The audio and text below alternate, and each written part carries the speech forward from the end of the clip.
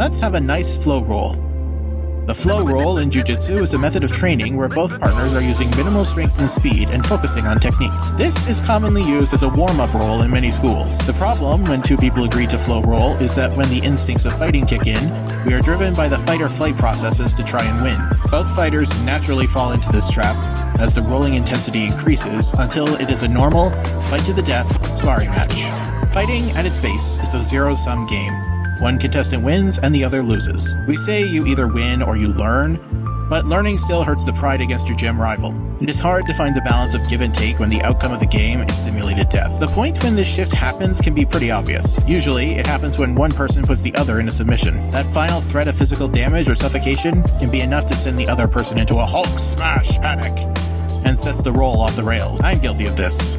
Especially when rolling with a lower belt and we are going easy, I let them put me in a submission, then they ramp up the intensity to normal or high levels because they want the finish. I feel like they broke the promise they made to me and I react with violence. I don't feel bad after letting this get out of hand, even if my opponent hits me with one of those, well, I guess that got a little too intense lines. I know it was their fault and make a mental note not to trust them next time they request an easy warm-up round. Trash talkers in the gym never get this courtesy from the other grapplers. Everyone knows if they give anything up to them, they will be bragging to the white belts about it for weeks.